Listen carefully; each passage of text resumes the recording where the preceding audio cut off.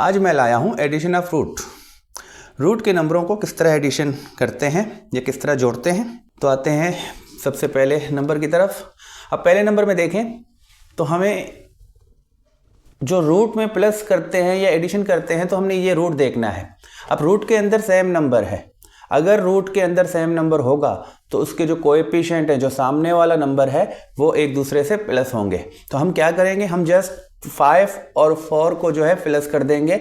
तो 5 और 4 को मिलाते हैं तो 9 हो जाएगा। और ये रूट के अंदर जो नंबर है, इस नंबर को हम रूट में एक दफ़ा लिखेंगे इस तरह।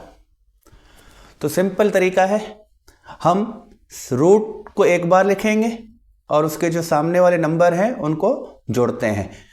शर्त यह है कि रूट सेम हो। अब यहाँ भी देखें रूट सेम है और इसके सामने 5 है और इसके सामने कोई नंबर नहीं है।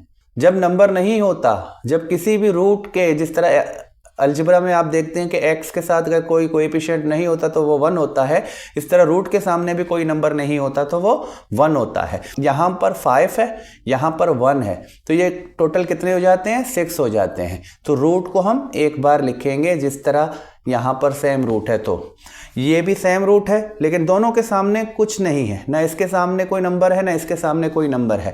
तो जिसके सामने नंबर नहीं होता वो एक तादाद में होता है। तो एक ये, तो ये टोटल कितने होते हैं, 2। तो 2 को हमने जोड़ा और फिर जो रूट में 5 है उसको एक बार यहाँ पर हम लिखते हैं। अब यहाँ पर इस मिसाल में देखें, यहाँ पर 3 टर्म्स हैं। तो क्या ये तीनों टर्म्स जुड़ेंगे? नहीं, हम उसको जोड़ेंगे जिसका रूट सेम है। तो हम देखते हैं कि ये 7 और ये 7 रूट, ये दोनों 7 रूट हैं और यहाँ पर जो है वो 5 रूट है। तो हम सिर्फ 7 रूट वाले को आपस में, इसके ये नंबर आपस में जुड़ेंगे। तो 3 में 2 को मैं प्लस कर दूं तो ये हो जाएंगे 5 और रूट जो 7 है वो रूट में ही रहेगा। अब जो ये वाला नंबर बचा, इसको सेम इट इज हम यहाँ पर उतारेंगे जिस तरह वहाँ पर है। तो अब ये मज़ीद सिंप्लीफाई नहीं होगा।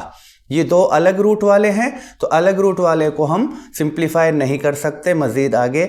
अब यहाँ पर मैंने 4 नंबर दिए हैं, इसमें 4 टर्म्स हैं। तो 4 टर्म्स में मैं देखूँ तो ये दोनों सेम रूट में हैं और ये दोनों सेम रूट में हैं। तो ये सेम रूट वाले नंबरों को आपस में जोड़ दो, इसके सामने वाला नंबर। अब रूट 3 के इसके पास 3 है, इसके पास 2 है, तो ये हो जाते हैं 5।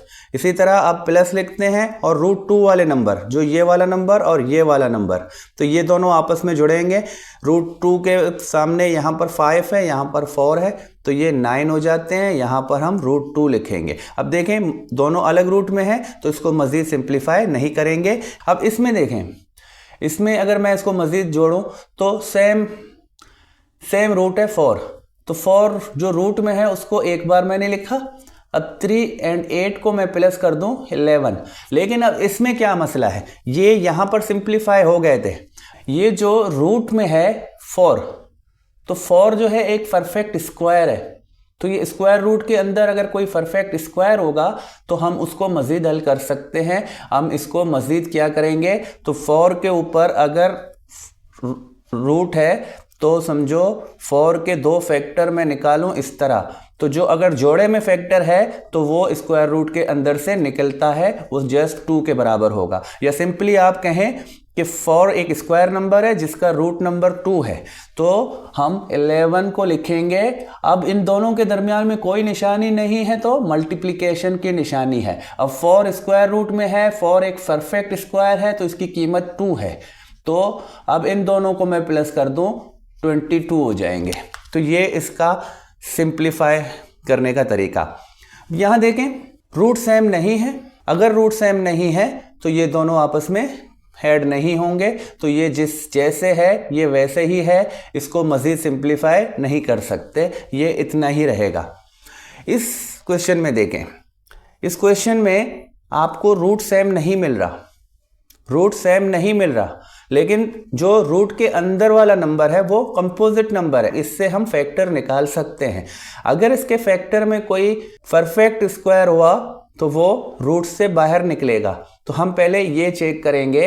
हम देखते हैं 8 के पास अगर मैं 8 को 2 फैक्टरों में कर दूं तो 2 मल्टीप्लाई 4 इज इक्वल टू 8। तो मैंने 8 को फैक्टर में रख दिया। अब क्यों फैक्टर में रखा? क्योंकि हमें ये नंबर चाहिए था जो एक स्क्वायर नंबर है, जो स्क्वायर रूट से निकल सकता है। तो मैंने पहले उसको करा।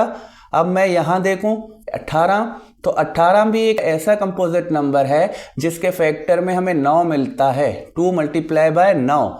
तो ये जो 9 है ये एक परफेक्ट स्क्वायर है जो रूट से निकल सकता है। जो ये स्क्वायर नंबर अगर स्क्वायर रूट के अंदर है तो उसको हम बाहर निकालेंगे, उसका रूट हम बाहर लिखेंगे। तो 3 पहले रखा। अब 4 एक स्क्वायर नंबर है जिसका रूट 2 है, तो 2 बाहर आएगा और ये वाला 2 ये उसी रूट में रहेगा।